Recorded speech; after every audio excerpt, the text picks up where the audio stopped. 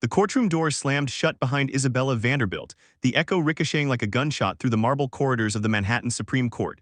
Flashbulbs popped. Reporters shouted. Her father, tech billionaire Alexander Vanderbilt, stood on the courthouse steps, his face carved from the same cold steel as the skyscrapers he owned. "My daughter will learn discipline," he told the cameras, voice clipped final.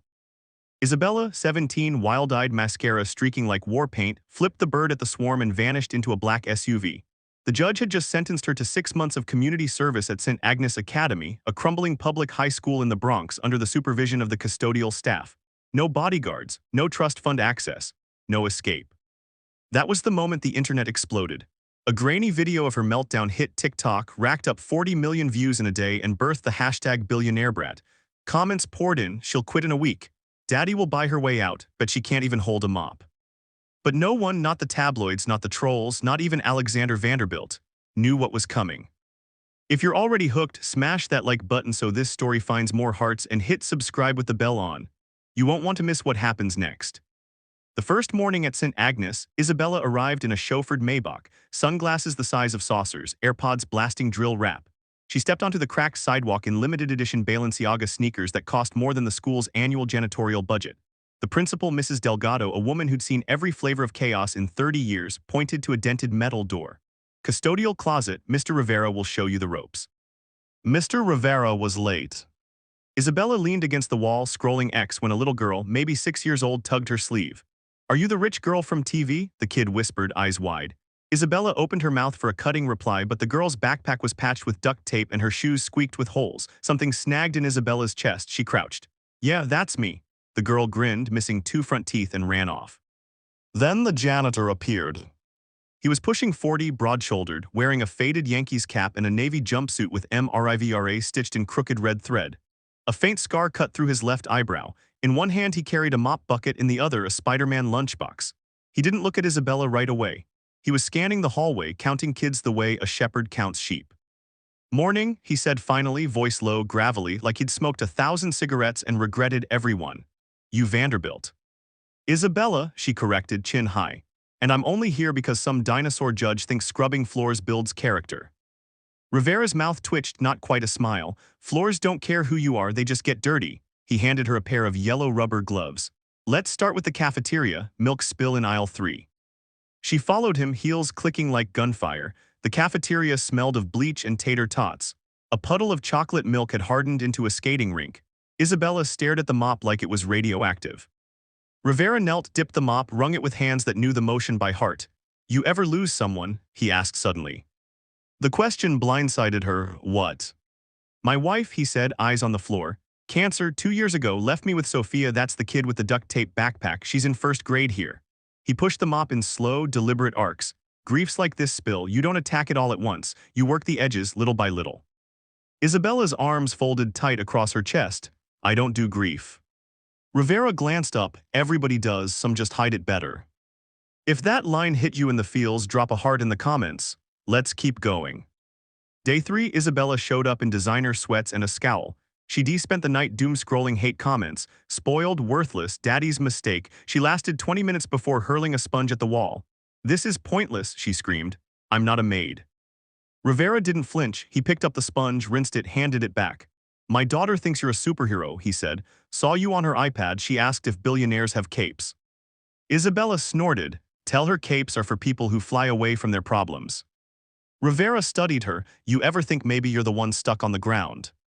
That afternoon, Sophia waited by the bike rack, clutching a crumpled drawing, Isabella in a cape made of dollar bills mopping up a rainbow. "For you," the girl whispered. Isabella took the paper with trembling fingers, the hate comments blurred behind her eyes. Week 2, the challenges escalated. The school's ancient boiler exploded, flooding the basement with ankle-deep sewage. The city wouldn't fix it for weeks. Classes moved to the gym, tempers flared. Isabella, now on bathroom duty, gagged at the stench. She was ready to bolt, call her dad, stage a dramatic exit, consequences be damned. Rivera found her retching by the dumpsters. "You're not quitting," he said. It wasn't a question. "Watch me." He blocked the gate with the trash cart. "Sophia's class is doing a Thanksgiving play. She's a pilgrim. Costumes due Friday. I'm short on fabric, on time, on sleep. But I'm not quitting because she needs one adult who doesn't disappear." His voice cracked on the last word. Isabella stared at the drawing still tucked in her pocket, now soft from handling. She thought of her own mother, gone since she was 4, a car accident Alexander never spoke of. The mansion had been a museum of silence ever since. She swallowed bile. Fine, but I'm not wearing those stupid gloves. Rivera's grin was small, tired, real. Deal. Comment below, would you have quit, be honest. They worked through the night. Rivera taught her how to snake a drain, how to patch drywall with cardboard and duct tape, how to laugh when the universe kicked you in the teeth. Isabella discovered muscles she didn't know she had and a rage she'd never named. One night, while scrubbing graffiti off a locker, VANDRBILT equals trash, she confessed. My dad thinks money fixes everything, she said, voice raw. When Mom died, he bought me a pony. I was 4, I wanted a hug.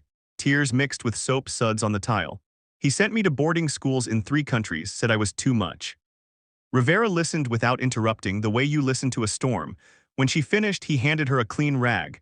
My wife used to say people aren't problems to solve, they're stories to hear. He paused. You're not too much, Isabella, you're just unheard. The next day she showed up early. No sunglasses, hair in a messy bun. She organized the supply closet, color-coded the cleaners, even labeled the mop buckets. The other custodians, Mr. Chen, Miss Lopez, old Mr. Washington, watched in stunned silence. Then came the fire.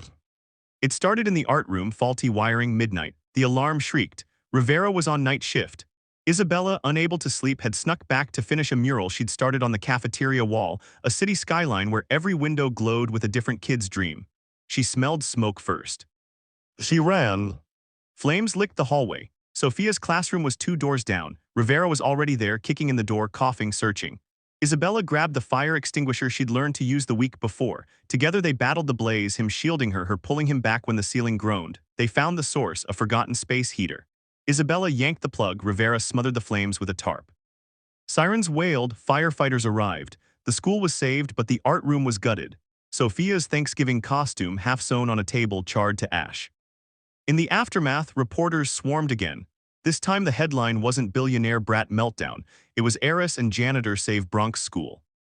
Alexander Vanderbilt flew in on his private jet. He expected to collect his daughter, write a check, fly out. Instead, he found her in the soot-streaked gym, surrounded by kids passing out juice boxes.